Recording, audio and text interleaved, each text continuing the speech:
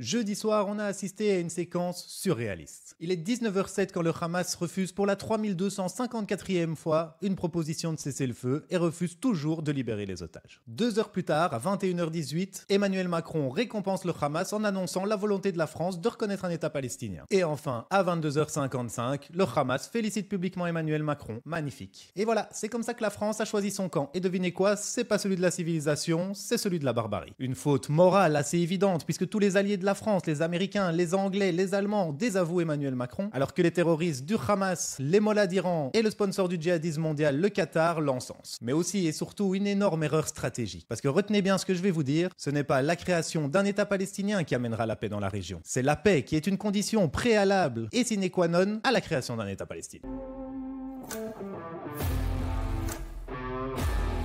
Parce que si la France n'avait jamais eu la volonté de reconnaître l'État de Palestine jusqu'à aujourd'hui, c'était pour une raison bien précise. C'est tout simplement parce que les conditions n'étaient pas réunies. Parce que reconnaître un État, c'est aussi reconnaître une autorité légitime qui a un réel désir de paix et de coexistence avec Israël. Or, rien de tout cela n'existe aujourd'hui, ni à Gaza, ni en Cisjordanie. Vous savez qui disait exactement ça il y a de ça 1 an? Emmanuel Macron lui-même. On l'écoute en juin 2024. Non. Pourquoi? Parce que la situation n'est pas stabilisée sur le terrain. Parce que surtout, l'autorité palestinienne doit passer par des réformes. Parce que reconnaître la Palestine, c'est reconnaître quelle Palestine? Une Palestine où vous avez encore le Hamas dans des tas de tunnels, ça n'est pas raisonnable de le faire maintenant. Vous me direz, pourquoi ce revirement soudain alors que rien n'a changé? Les terroristes du Hamas sont toujours au pouvoir à Gaza et détiennent toujours des dizaines d'otages. Et en Cisjordanie, l'autorité palestinienne, elle ne s'est pas du tout réformée. Elle continue de verser des salaires à vie aux terroristes, elle continue de publier des manuels scolaires dignes de l'Allemagne nazie. Et c'est là que je vais toucher à un tabou majeur en Occident. C'est la radicalisation profonde d'une grande partie du peuple palestinien. Mais ici on n'en parle pas. On préfère maintenir la narration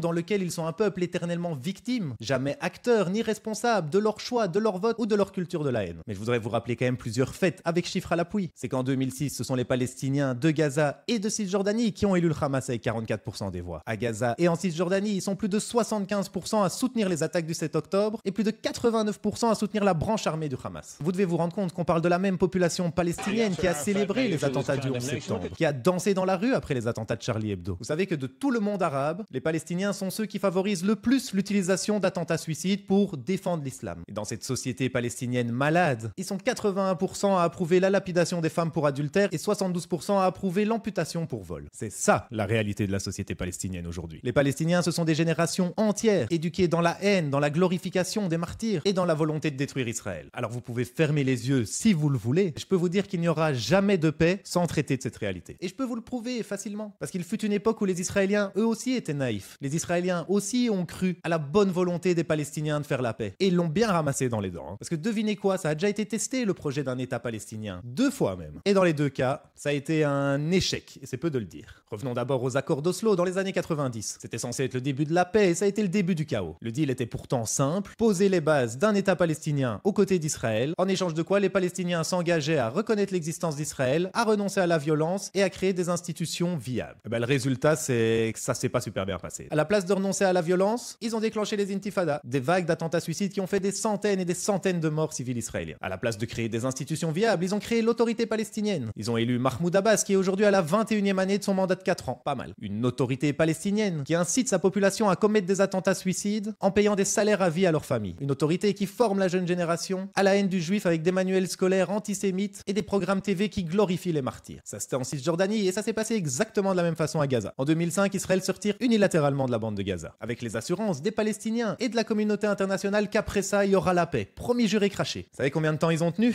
11 jours. 11 jours après, ils lançaient leur première roquette de Gaza vers Israël. Et depuis, c'est 18 ans de terreur qui ont culminé le 7 octobre dans le plus grand massacre de juifs depuis la Shoah. Et donc en réalité, chaque fois que les Israéliens ont donné leur chance à une solution à 2 États, ils l'ont payé cher. Et ce pour une raison très simple. Une vérité qu'on connaît tous mais dont personne ne veut parler. C'est que chez les Palestiniens, même les plus modérés refusent toute coexistence. Ils ont refusé toutes les propositions d'État qui leur ont été faites. Ils veulent une Palestine de la rivière à la mer, c'est tout. Ils ne veulent pas d'un État à côté d'Israël, ils veulent un État État à la place d'Israël. Comme on le dit en anglais, fool me once, shame on you. Fool me twice, shame on me. En belge, on dit une fois mais pas deux. En conclusion, reconnaître un État palestinien aujourd'hui dans les conditions actuelles, c'est simplement officialiser un énième État terroriste de plus. Point à la ligne. On n'a pas offert un État aux talibans après le 11 septembre, on n'a pas offert la Syrie à Daesh. Il n'y a aucune raison de donner la Palestine aujourd'hui, ni au Hamas à Gaza, ni à l'autorité palestinienne en Cisjordanie. Parce que monsieur Macron, la paix, c'est pas juste un drapeau à brandir. La paix, c'est un chemin à construire. Et ce chemin, les Palestiniens ont clairement prouvé qu'ils n'en voulaient pas pour l'instant.